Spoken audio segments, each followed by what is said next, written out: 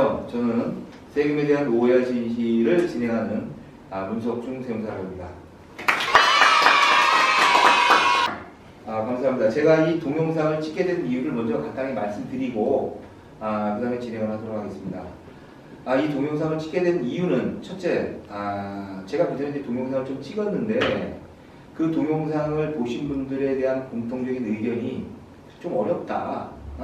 좀 자기들 수준의 눈높이에 맞춰서 좀 쉽게 풀어주면 좋은데 약간 좀 이렇게 용어가 좀 어렵고 좀 전문적인 내용이 좀 많이 들어 있어가지고 이해하기 좀 힘들었다. 그래서 자기들 수준에 맞춰서 좀 쉽게 풀어주는 그런 동영상을 해줬으면 좋겠다는 얘기를 제가 많이 들었습니다. 그래서 요 자리를 빌어서 좀 쉬운 세법 또는 쉬운 세무 그런 그 기체 아래 다시 좀 찍게 됐습니다. 그리고 이에 더불어서 실질적으로 저희 사무실에 전화를 주시게 되면 제가 직접 상담 전화를 받는 것보다 여기 있는 우리 실무진들하고 통하는 경우들이 굉장히 많거든요. 그래서 여러분들 이번 기회에 실무진들 얼굴을 직접 보시고 이분들이 이렇게 생겼구나 또 보시면서 마음에 드시는 분이 있으면 그 중에 골라가지고 상담을 좀 받으면 더 좋지 않을까라는 차원에서 이 동영상을 찍게 됐습니다. 그래서 일단 저희 실무진들을 오른쪽 순서부터 소개를 좀 시켜드리도록 하겠습니다. 정시장부터. 상담실장 정부장입니다. 문석진 실장입니다. 백승천 실장입니다. 윤무걸 실장입니다. 네, 저희 이렇게 구성이 되어 있는데요. 여러분들께서 누구를 선택하시더라도 전화 주시면 아마 친절하게 설명을 해드릴 겁니다. 결코 여러분들 실망하지 않도록 저희는 친절하게 설명드리고 동시에 연구하는 자세 계속 견지하도록 하겠습니다. 자, 그걸 전제해서 진행을 하도록 하겠습니다. 자, 오늘은 첫 시간이니까요. 이와 관련해가지고 일단 세금 면책에 대해서 좀 알아보도록 하겠습니다. 사실 세법에는 세금 면책이라는 말은 없습니다. 제가 이 말을 보완해내는데 굉장히 고민이 많았었거든요. 왜냐면 세법에 없는 용어를 제가 임의적으로 만들었을 때 혹시 다른 사람들이 오해의 소지도 있고 제가 임의적으로 만든 것에 다른 부정적인 일이 벌어지지 않을까라고 생각을 굉장히 많이 했었거든요. 그래서 이 말을 뭐 납세의무 소멸이다 또는 납부의무 소멸이다 또는 체납세액이 정리다 기타 등등 여러 가지가 있었는데 그거보다는 일반인들이 쉽게 다가올 수 있는 그런 표현이 뭐가 있을까라고 고민하다가 제가 이제 세금 면책이라는 말로 쓰게 됐습니다. 세금 면책이라는 말은 우리가 소위 말하는 그 파산 면책하고 비슷한 개념으로 보시면 될 겁니다. 어찌됐든지 경제적인 측면에서 봤을 때 파산자가 더 이상 그 부채를 변제하지 않아도 되고 다른 형사 책임을 지지 않아도 되는 그런 면책이나 세무상 내야 될 그런 세금을 안 내면서 동시에 그런 형사적 책임을 안 받는 거나 똑같은 개념에서 그 책임이 면해졌다는 의미에서 면책이라는 말을 썼지만 정확한 표현은 납세의무 소멸이 맞다. 자, 이렇게 보시면서 계속해서 말씀드리겠습니다. 자, 이 부분에서는 제가 뭐 계속 강의를 하는 것보다 일단은 우리 저기 실무진들이 여러 차례 수차에 걸쳐가지고 아마 오랜 기간 동안 여러분들 좀 소비자들하고 상담을 많이 했었습니다. 그래서 그분들이 느끼는 실질적인 어떤 그 고충 또는 그분들 상담하면서 어려웠던 그런 난해함 그런 것도 있을 거거든요. 직접 들어보면서 그 경험을 통해서 제가 설명을 하는 그런 시간을 갖도록 하겠습니다. 자, 그럼 우리 정 시장이 먼저 한번 얘기해 볼까요? 네, 보편적으로 제가 전화를 받아서 가장 많이 듣는 질문 중에 하나가 세금은 요즘은 거의 대부분의 그 납세자분들이나 아니면 오해하시는 분들이 거의 다 아시더라고요. 세금은 일정 기간이 지나면 사라지거나 이게 소멸돼야 된다라는 부분 다들 알고 계신데 간혹 가다가 거의 막바지에 이르러서 고지된 날에서 거의 막바지에 이르는 뭐 3년이 지난 4년 차, 5년 차 임박해서 다시 한번 고지가 발부가 되더라.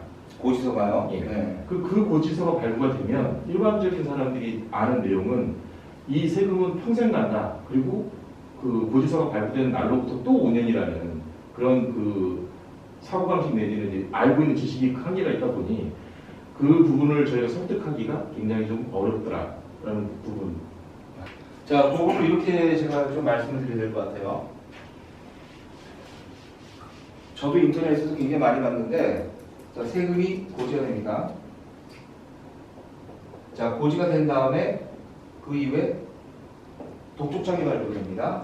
자, 그 다음 독촉장이 발부된 데 세금이 안 내게 되면 압류처분이 되고, 자, 압류처분 이후에 나중에 이것을 매각하는 공매 절차가 이루어지고, 공매가 이루어진 다음에는 청산이라고 해서 공매된 그 대금을 나눠주는 이런 과정. 자, 이런 일련의 과정을 우리는 뭐라고 하냐면 체납처분이라는 말을 표현합니다. 체납처분. 즉, 체납, 세금을 체납을 안 냈다. 자, 세금을 안 내게 되는 경우는 이러이러한 절차에 따라 세금을 징수하겠다라는 이런 과정을 정리해 놓고 있는데, 이런 일련의 과정을 우리는 체납처분이라는 말을 표현합니다. 자, 근데 여기 우리 정 실장이 한 얘기는 여기에 해당하는 부분입니다. 무슨 얘기냐면 세금은 고지서를 보내고 난 다음에 일정 기간을 정해서 다시 한번 독촉장을 보냅니다. 독촉장. 자, 그 다음에 독촉장을 보낸 이후에 동일한 건에 대해서 다시 독촉장을 또 보낼 수 있느냐, 이 문제가 되는 겁니다. 자, 보낼 수가 있습니까? 예. 요 내용에 대해서 잘못이 있었어요. 사실은 100만 원의 세금 고지서를 보냈어야 되는데 90만 원밖에 못 보냈어. 그러면 100만 원을 보냈어야 되는데 90만 원 보냈기 때문에 잘못 보낸 거예요. 그렇죠? 잘못 보낸 이 고지서는 다시 고쳐가지고 경정이라는 말을 표현합니다. 그거에 대해서는 다시 보낼 수가 있어요. 그거에 대해서는. 그러나 첫 번째, 동일한 내용에 대해서 다시 재차 독촉장을 보낼 수가 없다. 만약 보냈다면 그 자체는 무효다.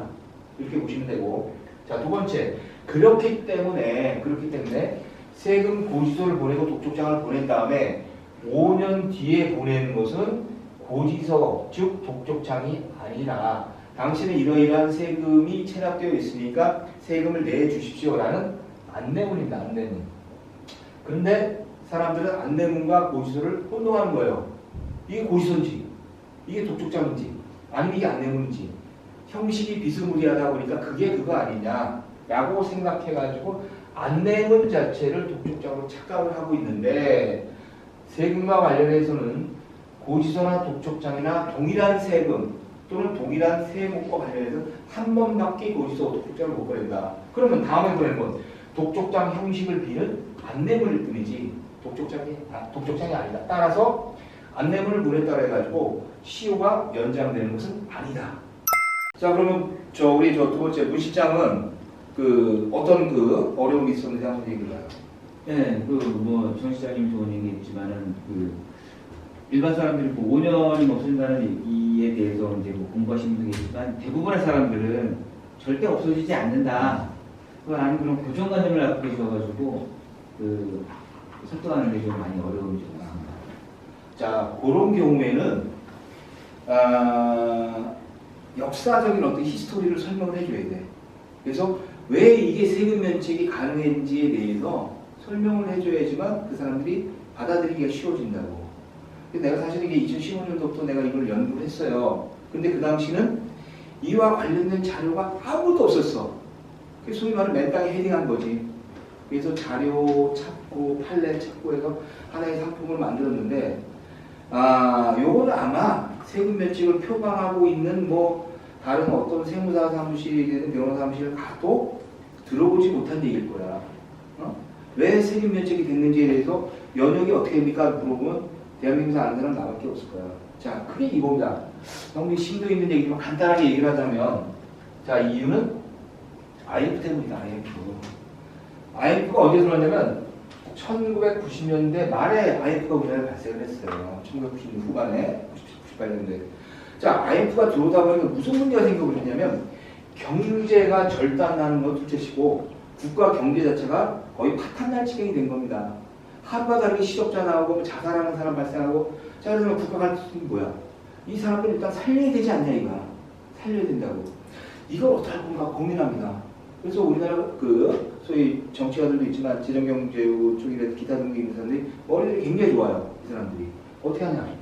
모든 빚은 두 가지로 나누자. 하나는 공채, 하나는 사채. 이렇게 두 개는 나눠요. 사채라고 하면 개인적인 빚, 은행 채무 등.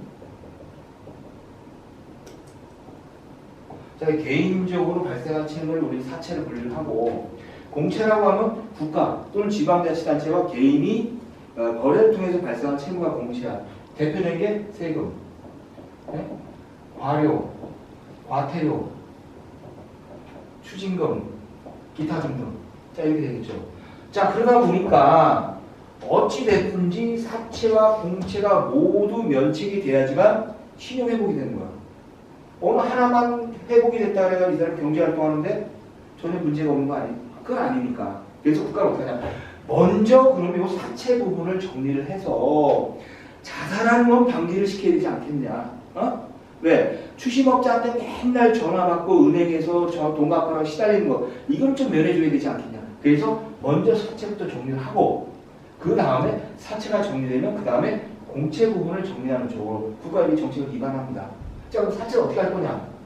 법원을 통해서. 그럼 법원에서 하는 게 뭐죠? 네. 파산과 회생입니다. 회생. 파산과 회생. 자, 파산과 회생을 통해서 개인 사채 이걸 정리를 시킨 거예요. 국가가 정책적으로. 그래서 90년대 후반부터 2000년 초반에 파산 제도에 광풍이 불었어요. 그때도 마찬가지로 법무사들 사기꾼 소리 많이 들었습니다. 왜? 내가 은행에서 돈을 빌려가지고 못 갚았는데 왜 국가가 그걸 탕감해주냐 이거야. 이게 말이 되는 소리냐. 너 지금 사기치는 거지. 네, 법무사들 때 그런 게 굉장히 많이 됐어요. 변호사들도. 하지만 국가 정책적으로 이거를 정리를 해야 되는 거고 그리고 은행은 구제조정하면 되는 거니까 그렇게 해서 개인 사채를 정리했습니다. 그래서 우리가 뭘 알아야 되냐면 파산 신청을 하거나 회생 신청을 하게 되면 어떻게 돼요? 파산 신청하게 되면 이 공채는 비면책 채권이에요. 비면책 채권. 왜 비면책 채권이냐? 성격이 다르다는 얘기야. 파산은 사채를 전제로 하는 거지만 세금은 공채 구분이 다르다는 얘기야. 그렇기 때문에 공채를 갖다가 법원에 파산 신청하면 안 받아준다는 얘기지. 성격이 다르니까. 그래서 이걸 뭐라 하냐? 비면책 채권이라는 거예요. 비면책 채권. 그래서 어떤 사람들은 세금이 밀려가지고 파산 신청하는 사람이 있어요. 그거 안 된다고. 왜? 공채니까. 그렇죠? 자, 그 다음에 회생을 하게 되면 세금은 뭐냐? 우선변제 채권이에요. 우선변제 채권. 무슨 얘기냐면 먼저 세금부터 갚고 그리고 나서 나머지 사채를 분할해서 상환하는 형태. 이것이 회생이에요. 회생. 그럼 어떻게 했어? 법원에서는 이 사람이 체납액이 얼마 있는지 물어보겠죠? 물어보겠지? 그러면 이거 제출하라고 한다고. 어? 그러면 세금이 체납이 1억이야. 이 사람 월급이 300만 원이야. 법원에서 회생금 해주겠냐고. 300만 원 받아가지고 자기도 생활을 해야 되니까 최저생계비를 뺀 나머지는 세금을 갚아야 돼. 1억 갚으려면 얼마 걸리겠어 한 달에. 뭐 150만 원씩 갚는다 치면은. 네? 1년이면 1,800만 원이야. 그러면 갚는데 얼마 걸리겠습니까? 5년이 넘는 기간. 그러니까 무슨 얘기야? 공채 갚는데도 시간이 안 되기 때문에 법원에서는 인간을 안 해줘. 회생인간. 굉장히 중요한 겁니다. 자, 그러다 보니까 무슨 문제가 생겼냐면 자, 이렇게 해서 파산을 하고는 있는데 문제는 뭐냐? 간혹 가다가 이 사람들에 대해서 뭐 급여 또는 예금 통장 얼마 되지도 않는데 압류들을 막 들어오는 경우가 생겨. 불안한 거야 사람들이 생활하는데. 그러니까 비록 파산 신청은 못했지만 어떻게든 좀 살아보려고 하는 사람들에 대해서 급여에 대해서 압류를 들어오고 그러면 생활이 점점 어렵잖아요. 그래서 2005년도에 민사집행법에서 소위 말하는 최저생계비 개념이 들어와요. 즉 비록 세금은 못 냈지만 또는 이렇게 개인 채무는 있지만 이 사람도 인간적으로 살 수 있는 권리는 보장해줘야 되지 않겠냐. 잘 살지는 못해도 최저 살아갈 수 있는 정도까지는 법적으로 보완해줘야 되지 않겠냐 해서 일정한 급여 그 다음에 예금 이 당시는 120만 원입니다. 급여하고 예금에 대해서 압류를 못하도록 법을 개정을 합니다. 2005년 7월달에 민사집행법을. 자, 그러다 보니까 2006년도에 국민권익위에서 권고를 해요. 야, 이렇게 좋은 내용이면 국세청 너희들도 같이 좀 이거는 받아들여라 이런 내용을 권고를 합니다. 그래서 국세청이 2007년도 12월 30일 날 법을 개정을 해요. 국세징수법 개정을 합니다. 어떻게? 이거 똑같이 받아야 됩니다. 그래서 2008년도 1월 1일부터 소위 말해서 면책이 시행을 했다는 얘기예요. 그렇죠? 응? 물론 이제 요 내용도 미사집행법하고 동일하게 항상 같이 연동이 돼요. 똑같은 시점은 아니지만 2005년도에 바뀌니까 2008년도에 바뀌고 요 내용이 다시 또 어떻게 또 한번 개정이 되죠. 언제냐면 2008년도에 개정이 됩니다. 그러니까 다시 2013년도에 국세징수법이 또 바뀌죠. 그리고 2019년도에 민사집행법이 또 개정이 되니까 2020년도에 똑같이 맞춰서 개정이 된다는 얘기예요. 같이 연동이 된다는 얘기지. 그래서 일단 무자 아까 좋은 얘기를 했는데 요 히스토리는 알고서 설명을 해줘야 된다는 얘기예요. 그러니까 세금 면책이 어떻게 돼요? 무슨 근거세요? 근거가 없어. 법에는 안 나와 있으니까. 법에는 안 나와 있는데 요러한 일련의 히스토리를 통해서 연역을 통해서 세금 면책이라는 제도가 현재 시행이 되고 있는데 여기서 중요한 건 뭐냐? 법제화는 안 돼 있어요. 법제화. 왜 법제화는 왜 안 됐을까? 왜 안 됐을까? 우리나라 헌법에는 모든 국민은 납세 의무가 있다라고 되어 있지. 일정 사유에 해당하면 세금을 면책해 준다는 그런 규정이 있을 수가 없어. 왜? 오히려 정상적으로 세금을 내는 사람이 되면 역차별이라고 역차별.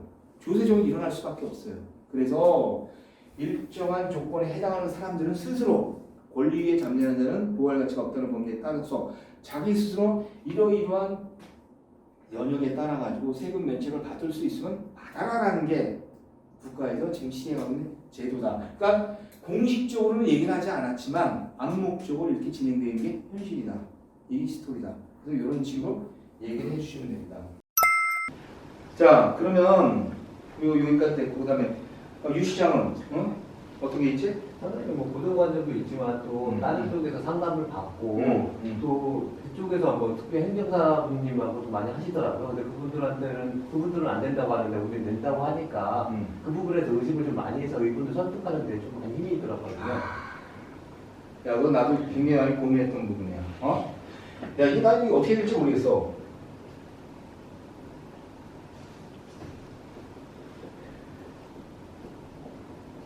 나도 이렇게 좀 보다 보면 행정사들이 세금에 대해서 이렇게 취급한다 이런 광고들을 내가 굉장히 보는데 난 내가 오히려 묻고 싶어. 행정사가 이거 해도 되는 거야? 근데 사실 좀 아는 사람이라고 한다면 할 수도 있겠지. 왜? 현재로서는 세무사 고유 업무 중에 이 면책 업무라는 게 이제 포함이 안 돼 있고 이거를 내가 대한민국에 제일 처음에 개발의 상품을 하다 보니까 이런 부분이 세무사 업무에 현재 포함이 안 돼 있는 상태니까 쉽게 얘기하면 무주공사인 상태가 돼버린 거야. 근데 조만간은 이 부분이 정리가 되겠지. 세무사의 업무 영역으로 다시 한번 그 면책 업무에 대해 정확하게 정리가 되겠지만 어찌됐든지 나는 이분들이 어떻게 해서 이런 부분으로 일을 하는지는 모르겠지만 난 내 생각은 이거 월권이다. 잘못된 거다. 법적으로 나중에 문제가 생긴다. 왜 문제가 생기냐면 우리가 이 세금 면책 업무를 하려고 하면 면책이 되느냐 안 되느냐의 전제 조건은 두 가지라고. 위법성과 부당성이야. 그래서 위법성과 부당성을 갖추고 있으니까 여기서 처리하는 방법이 세 가지가 있겠죠. 하나는 뭐냐면 소송을 통해서 권리를 구제받는 방법이 하나 있고 하나는 직권으로 시정하는 방법이 있고 또 하나는 고충제도를 통해 가지고 권리회복을 받는 경우가 있어요. 물론 이제 소송이라는 건 적법한 절차하고 이 두 가지 같은 경우에는 적법한 절차 외에 이 사람이 처한 현실, 고통 이런 걸 감안해서 좀 애민 정신에 있거든 처리해 주는데 이 세 가지의 모든 공통점은 뭐냐면 대리권이라고. 대리권. 우리가 국세기본법이나 다른 모든 법에 보면 대리권을 행사할 수 있는 자가 정해져 있어. 거기 보면 뭐라고 나와 있냐면 세금과 관련해서는 세무사에게 대리권을 인정해주고 있지 행정사에 대해서는 대리권 자체가 있을 수 없는 거니까 이 분야에 대해서 전문적인 지식과 노하우를 갖고 있는 전문 세무사를 찾아가서 상담을 받는 게 좋겠지. 자, 그럼 마지막으로 우리 백 시장. 백 시장은 어떤 경험이 있죠? 저는 상담을 하다 보니까 그 유흥주점 쪽에 많은 상담이 들어왔는데 유흥주점? 네. 그쪽이 우리 저 백시장 과거 친구들 아닌가? 그걸 말씀드릴 수가 좀 그렇고요. 일단 그분들 생각은 면책이 힘들다. 왜? 에 대해서 너무 고등고등을 가지고 있어요. 그래서 그걸 좀. 그러니까 그 고정한 게 뭐냐 이거야. 술집이니까 안 된다는 거야? 네, 일종 그쪽을 좀 힘들다라는 이런 고정관념을 가지고 있어서 그걸 좀 깨기가 좀 힘들었습니다. 우리가 세법을 공부를 하려면 교과서에 항상 나오는 얘기가 처음 나게 평등주의가 뭐야? 초평등주의. 응? 그러니까 굉장히 중요한 얘기야. 조세는 세금은 모든 납세자에게 평등하게 부과가 돼. 이거를 이제 교과서에 나오는 식으로 얘기하면 수직적 평등과 수평적 평등이란 말이 나와. 수직적 평등과 수평적 평등이라는 말이 나오는데 수직적 평등이라는 말은 무슨 말이냐면 상이한 소득이 있는 사람은 상이한 과세 치료를 받아야 된다. 즉 소득이 많은 사람은 세금을 많이 내야 되고 소득이 적은 사람은 세금을 적게 내야 된다. 이게 수직적 평등이야.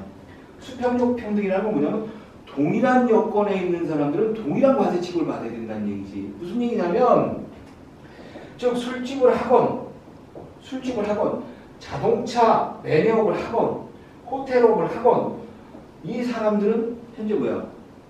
각각의 사업을 하고 있잖아. 사업을 하기 때문에 어떤 사람만 우대하고 어떤 사람만 차별해서는 안 된다는 얘기야. 다시 말해서 수평이라는 건 비슷해야 된다는 얘기야. 어떤 업종만 우대하고 어떤 업종 차별하지 말고 대신 많이 번 사람 많이 내고 적게 낸 사람 적게 내. 이것이 조세 평등주의가 지향하고 있는 그런 개념이라고. 그런데 술집을 했다고 해가지고 과세상 차별을 받으면 이건 있을 수가 없다는 얘기죠.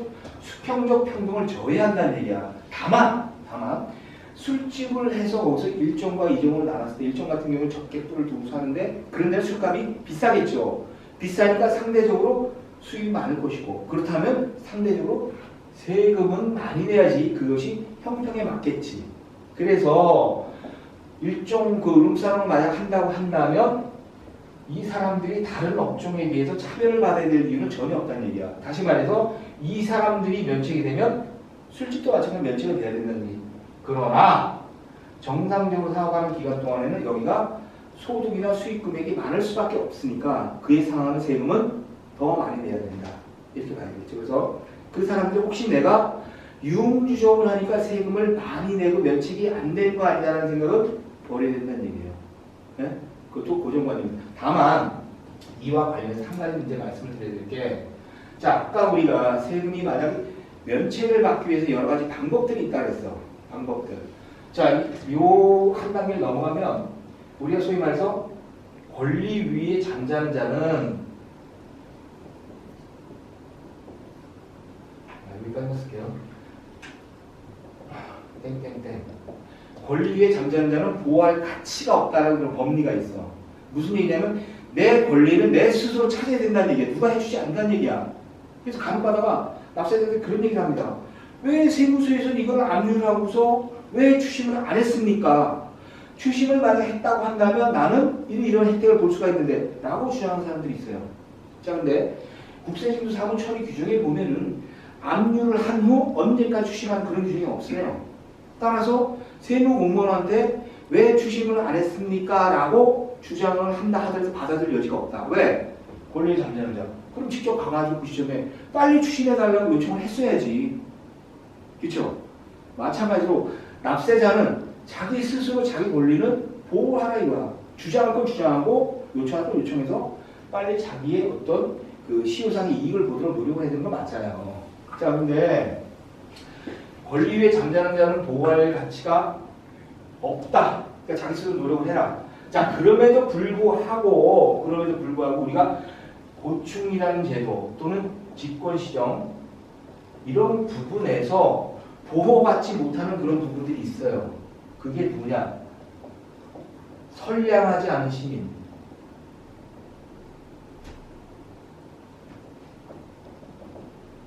선량하지 않은 시민은 보호를 안 해줍니다.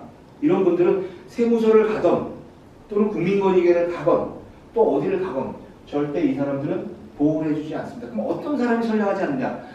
사회 상행위에 반하는 행위라는 사람. 사회 상행위에 반하는 행위. 어떤 경우가 있을까요?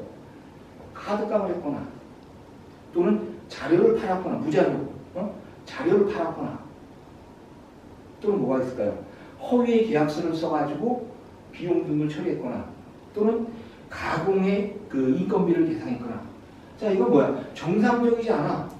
우리가 정상적으로 산다는 것은 정상적으로 거래나 이런 거를 기장 등을 통해 가지고 표시를 하도록 되어 있는데, 다른 불법적인 방법 중에 자기만의 개인 이득을 얻으려고 하는 사람, 일반적이고 건강한 사회를 해치려는 이런 행동을 하는 사람은 보호를 해줄 필요가 없다는 얘기야. 그래서 그런 사람들, 그래서 간혹 가다가 업종이 뭐고 당신들은 왜 이렇게 해서 이런 일이 체납을 되겠고 얘기를 들어보다 보면 그런 얘기가 나옵니다. 따라서 그런 사람들은 면책을 받기가 쉽지가 않다. 또 한 군데 그런 거 있죠.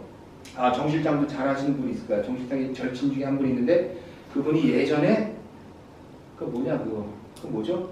기획부동산, 기획부동산 그 바지 사장님 하신 분이 계세요. 그런 경우는 안 해줍니다. 왜? 선량하지 않으니까. 그러니까 선량한 사람 중에서 정말 법을 몰라서 또는 그 당시 어려움이 있어서 자기 권리를 주장하지 못했던 그런 분들은 고충이나 이런 방법을 통해서 무죄가 되지만, 그렇지 않고 당초부터 선량하지 않은 행동을 해서 그 반사회적인 행동한 사람에 대해서는 일단 구제해주지 않는 것이 원칙이다.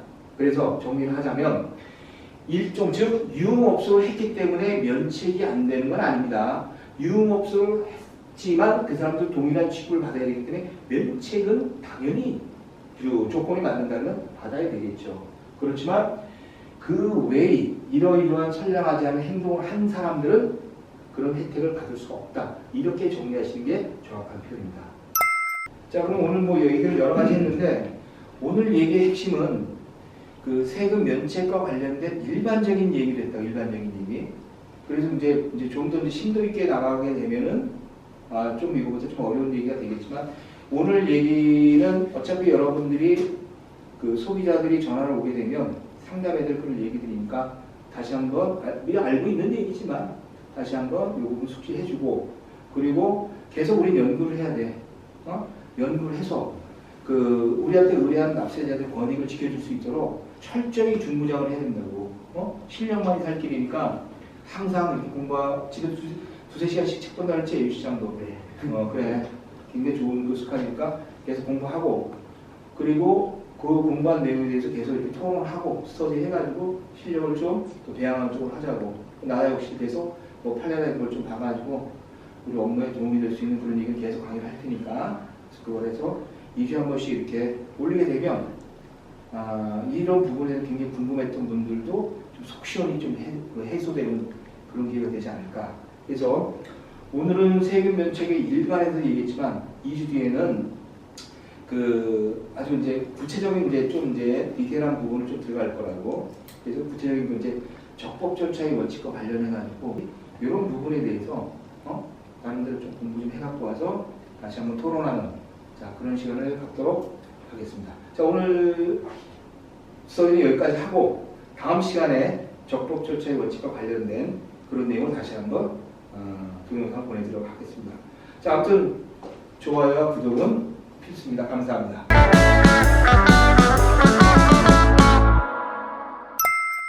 맞다. 알람 설정까지.